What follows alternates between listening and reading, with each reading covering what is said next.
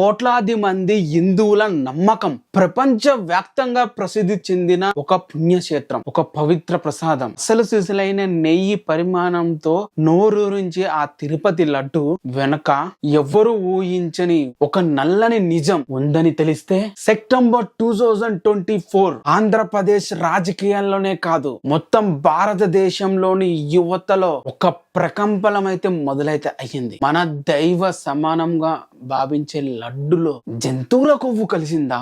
కోట్లాది మంది భక్తులతో వ్యాపారం జరిగిందా? ఇది కేవలం ఒక రాజకీయ ఆరోపణ మాత్రమే కాదు, అంతకంటే లోతైన ఒక భారీ కుంభకోణం, బిగ్గెస్ట్ స్కామ్. అసలు ఆ నెయ్యి ఎక్కడి నుండి వచ్చింది? ల్యాబ్ రిపోర్ట్లు ఏం చెప్తున్నాయి? అసలు ఈ భారీ కుంభకోణం వెనుక ఉన్న సూత్రధారులు ఎవరు అనే నిజాలు ఈ వీడియోలో నేనైతే బయటైతే పెడతాను. సో వీడియోని మీరు ఎండ్ వరకు అయితే చూడండి. మీకు మన దైవం పేరుతో జరుగుతున్న కుంభకోణం గురించి తెలియాల్సిందే. ఎస్పెషల్లీ నేను 2022-2023 గ్యాప్ లో నేను తిరుపతికి వెళ్ళాను. ఈ వీడియో గురించి మాట్లాడాల్సిన అర్హత నాకు స్పష్టంగా అయితే ఉంది, అందుకే వీడియో అయితే చేస్తున్నా. ఫస్ట్ ఇన్వెస్టిగేషన్, అసలు ఇది ఎలా ప్రారంభమైంది, దీని గురించి అసలు ఎక్కడ స్టార్ట్ అయింది, దాని గురించి మాట్లాడదాం. అసలు కథ వచ్చేసి 2024 జూలైలో స్టార్ట్ అయితే అయ్యింది. జూలైలో తిరుపతి లడ్డు కోసం పంపించిన ఒక శాంపిల్స్ టెస్టింగ్ లో బయటపడ్డ ఈ నిజాలు. గుజరాత్ లోని NDDB national dairy development board lab కు వెళ్ళిన ఒక నెయ్యి శాంపుల్ లో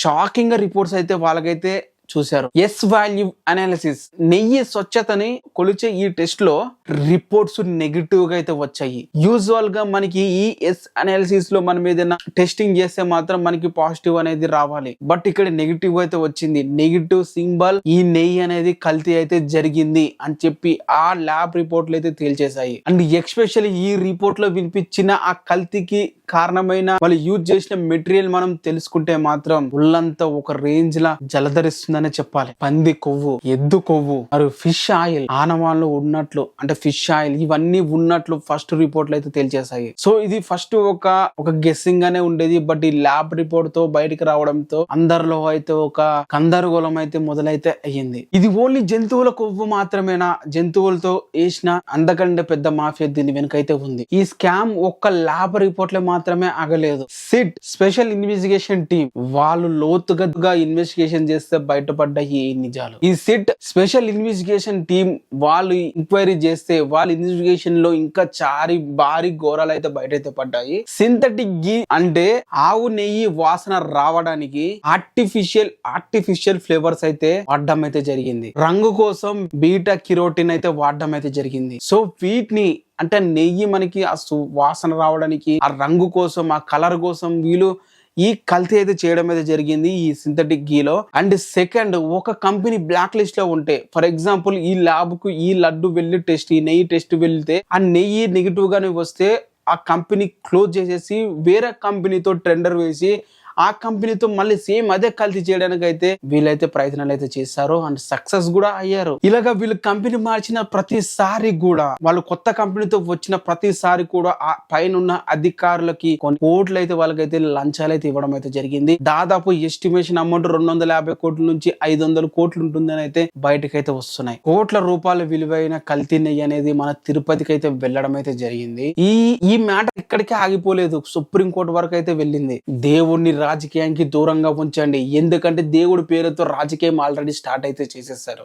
రీసెంట్ గా 2026 నిన్న జనవరి 2 మనకైతే ఒక రిపోర్ట్ అయితే ఫైనల్ స్టార్ట్ అయితే వచ్చింది. దాంట్లో బయటపడ్డ నిజాలు మరింత దారుణం అనే చెప్పాలి. మొత్తం 36 మంది అయితే ఈ స్కామ్ లో అయితే ఇన్వాల్వ్ అయితే అయ్యారు. ఒక్కరు కాదు, ఇద్దరు కాదు, 36 మంది. ఈ 36 మంది 5,500 కోట్ల స్కామ్ లా మన తిరుపతి లడ్డు కల్తీ చేయడంలో అయితే ఇన్వాల్వ్ అయితే అవ్వడం అయితే జరిగింది. అండ్ మరి ఘోరం ఏంటంటే దీంట్లో మన తెలుగు వాళ్ళు కూడా ఇన్వాల్వ్ అయితే ఉన్నారు. ఈ టీటీడీలో పనిచేస్తున్న ఈ అధికారులు కూడా ఇన్వాల్వ్ అయితే అవ్వడం అయితే జరిగింది. నమ్మకం ఉన్న చోట మోసం అనేది జరగకూడదు, కానీ ప్రపంచంలో అత్యంత పవిత్రంగా భావించే ఈ లడ్డు విషయంలో అపహారం జరిగింది. ఈ సిస్టమ్ లో పేరుకుపోయిన ఈ అవినీతికి ఇది ఒక నిదర్శనం అనే చెప్పాలి. ఈ రాజకీయాలు, ఈ పొలిటీషియన్స్ ఎలా ఉన్నా మనకు కావాల్సింది ఒక భక్తుడిగా పవిత్రమైన ప్రసాదం అపవిత్రం కాకుండా ఉండడం. మరి మన పొలిటీషియన్స్ పవన్ కళ్యాణ్ గారు, చంద్రబాబు గారు అండ్ జగన్ జగన్ గారు వాళ్ళు చేసిన స్టేట్మెంట్స్ ఏంటి? ఈ ఒక లడ్డును చూపించుకొని ఇంత రాజకీయం చేయాల్సినంత అవసరం ఏమొచ్చింది? ఇక్కడ చూసుకుంటే చంద్రబాబు గారు అధికారంలోకి వచ్చిన 100 రోజుల్లోనే ఈ స్కామ్ బయట అయితే పడింది. అంటే గవర్నమెంట్ ను కూడా ఒక విధంగా మనం మెచ్చుకోవాలని చెప్పాలి. ఎందుకు గవర్నమెంట్ నేను మెచ్చుకోవాలని అంటున్నానంటే ప్రీవియస్ గవర్నమెంట్ కూడా ఈ విషయంలో ఇన్వాల్వ్ అయితే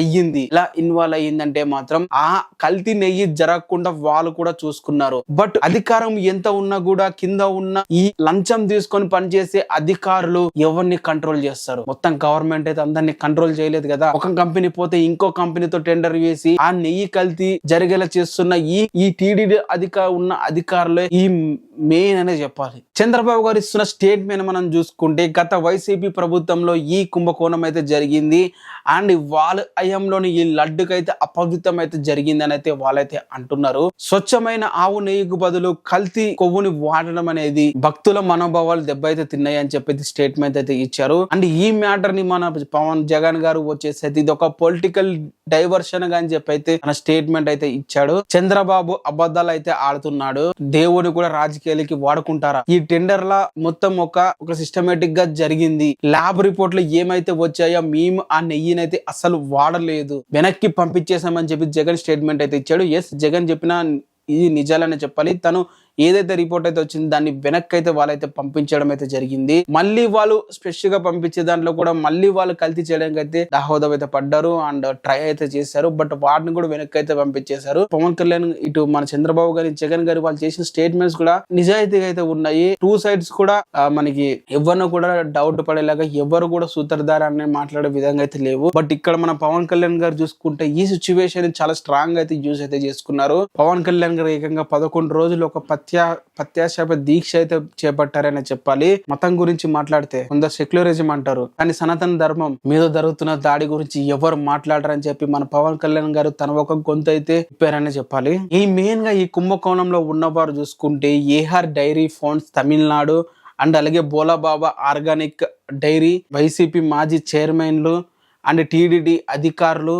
సో వీళ్ళందరూ అయితే ఈ స్కామ్ లో అయితే ఇన్వాల్వ్ అయితే అయ్యారు. వీరిపై చూసుకుంటే సెక్షన్ 272 అండ్ 273 ఐపీసీ ప్రకారం అయితే వాళ్ళకైతే కేసు అయితే వేయడం అయితే జరిగింది. ఇది 420 ఐపీసీ కింద కూడా వాళ్ళైతే కన్సిడర్ అయితే చేశారు. సో ఇక్కడ పెట్టిన ఏ కేసు కూడా ఏ సెక్షన్స్ కూడా వాళ్ళకైతే ఎక్కువ రోజులు అయితే వాళ్ళు జైల్లో అయితే ఉంచవు, వెంటనే వాళ్ళని బయటకి అయితే తీసుకుని వచ్చేస్తాయి. ఎందుకంటే వాళ్ళు ఒక స్కామ్ చేశారు, ఒక కల్తీ నెయ్యి చేశారు కాబట్టి పెద్ద స్కామ్ గా అయితే మనం భావించము. బట్ మన హిందువుల మనోభావాన్ని దెబ్బతిన్నాయి, వీటిని మీద కన్సిడర్ చేసుకుంటే ఇది మామూలు శిక్ష కాదు, పెద్ద శిక్షణ వెయ్యాలి. బట్ మన గవర్నమెంట్ ఏం చేస్తుంది అనేది మనం చూడాలి, సెంట్రల్ గవర్నమెంట్. సో ఇది తిరుపతిలో అసలు జరిగిన మ్యాటర్. జనవరి 26 వచ్చిన రిపోర్ట్ ప్రకారం చూసుకుంటే ఈ కల్తీ నెల 36 మంది అయితే ఇన్వాల్వ్ అయితే అయ్యారు. వాళ్ళందరూ శిక్ష పడేలా అయితే అలాగే సెంట్రల్ గవర్నమెంట్ అయితే చూసుకుంటుందని చెప్పి అయితే భావిద్దాం. మరి ఇక్కడ ఎవరు సూత్రధారి అంటే మాత్రం ఎవరు కూడా మనం అయితే బయట పెట్టలేము. అందరు కూడా వారి యొక్క డ్యూటీ వారైతే చేశారని చెప్పాలి. మరి మీరేమంటారు దీని మీద? మీ ఒపీనియన్ కూడా కింద కామెంట్ అయితే చేయండి. ఫాలో కొట్టండి, సబ్స్క్రైబ్ అయితే చేసుకోండి. ఇలాంటి ఇంట్రెస్టింగ్ వీడియోస్ అయితే చేస్తూ ఉంటాం.